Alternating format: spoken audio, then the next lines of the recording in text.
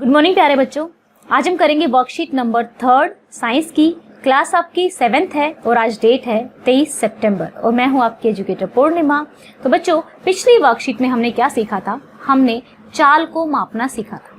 ठीक है, चाल मापने के लिए हमने एक फार्मूला लिखा था, दूरी बटे समय। ठीक है, दूरी बटे समय हमने ये सीखा था।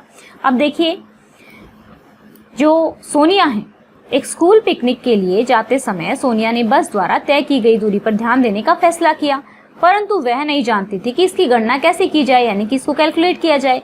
यदि आपको किसी वस्तु की चाल ज्ञात हो जाए तो आप दिए गए समय में उसके द्वारा चली गई दूरी ज्ञात कर सकते हैं। कैसे ज्ञात कर सकते हैं? अगर हमें ये पता है कि उसकी स्पीड कितनी है, यानी कि उसकी चाल कितनी है और कितना समय लगा है, तो हम दूरी भी निकाल सकते हैं। तो चलो इसको एक अलग पेज पे समझते हैं।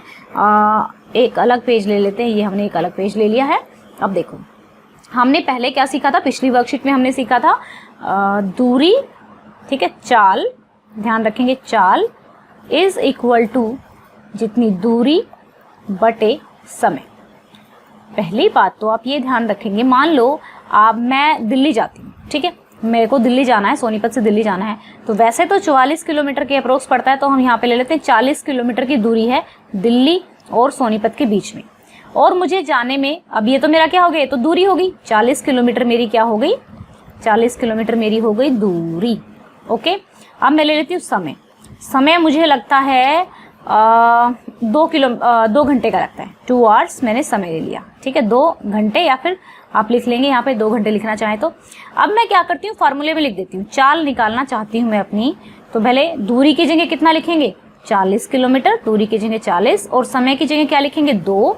तो हमारा कितना आ गई, चाल कितनी आ गई, 20 किलोमीटर, ठीक है, पर आवर। ओके बच्चों, अब यहाँ पर हम क्या करेंगे, ये तो हमने पिछली वर्कशीट में भी सीख लिया था। अब अगर हमें दूरी निकालनी है, देखो हमारा फार्मूला आप ध्यान से देखेंगे, आपको मैं एक छोटी सी चीज़ बताऊंगी। क्या थी, यहाँ पे ही देख लेते हैं, ऊपर ही फार्मूले में। ये देखिए यहाँ पे क्या है, आपको पता है कि ऐसे मल्टीप्लाई हो जाता है, तो चाल गुणा समय हो जाएगा दूरी के बराबर। चाल गुणा समय हो जाएगा दूरी के बराबर। अब ये देखिए हम क्या करते हैं, यहाँ पे मैं लिख देती हूँ, अगर हमें चाल दी हुई है, ठीक है, और हमें समय दिया हुआ है, यानी कि कितना समय लगा, तो हम क्या निकाल सकते हैं, दूरी निकाल सकते हैं। ये हमारा दूसरा फार्मूला हो गया, जो कि आपको याद करना है। देखो चाल हमारी कितनी है, हमें पता है, हमने निकाली थी। मान लो मैं 20 किलोमीटर पर आवर की स्पीड से नहीं जाती, मैं जाती हूँ, बहुत ही धीरे चलती हूँ, बिल्कुल ही धीरे धीरे चलती हूँ, गाड़ी भी बिल्कुल मरी हुई चाल में गाड़ी चलाती हूँ, तो भी मेरी यहाँ पे है, मेरी है चाल, मेरी 40 किलोमीटर पर आवर लगा लो, ठीक है, और मुझे उस डिस्टेंस को कवर करने में 4 घंटे लग गए।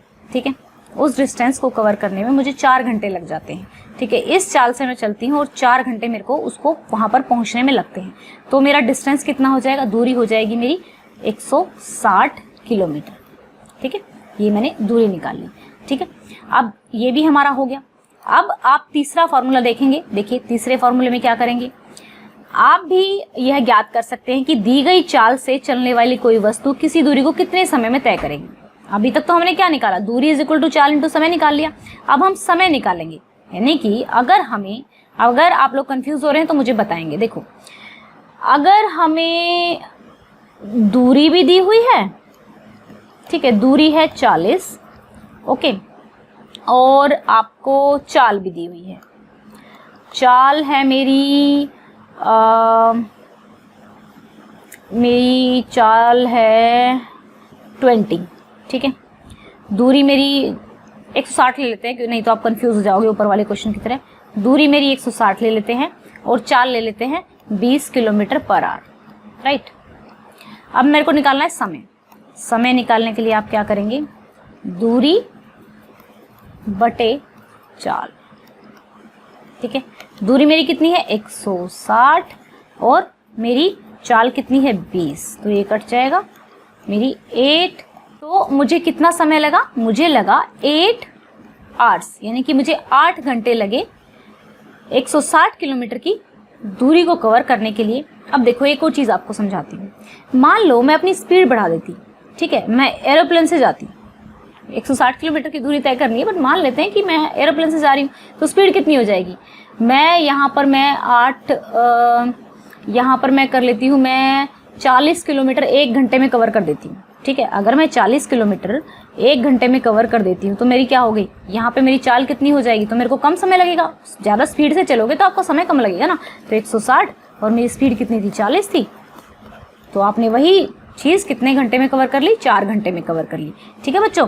तो ये आपको अच्छे से समझ में आ गया होगा। यहाँ पर आपने स्कूटर मोटरसाइकिल के डैशबोर्ड पर 1 मीटर देखा होगा, इसी तरह से अन्य वाहन जैसे कार बस के डैशबोर्ड पर मीटर देखे जा सकते हैं, ठीक है, और उन पर किलोमीटर पर आवर में लिखा होता है। एक तो जो मीटर होता है उसको हम चाल मापी बोलते हैं, चाल मापी यंत्र बोलते हैं जो स्पीड को मापता है, ठीक है, या फिर स्पीडोमीटर उसको कहते हैं, ठीक है।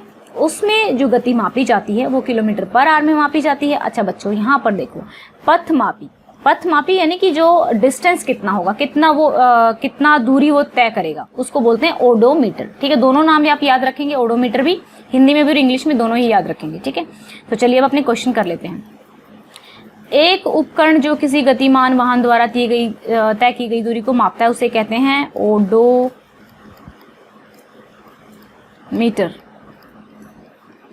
चाल मापी यंत्र किसी गतिमान वाहन की गति को किसमें मापता है, किलोमीटर पर आवर में।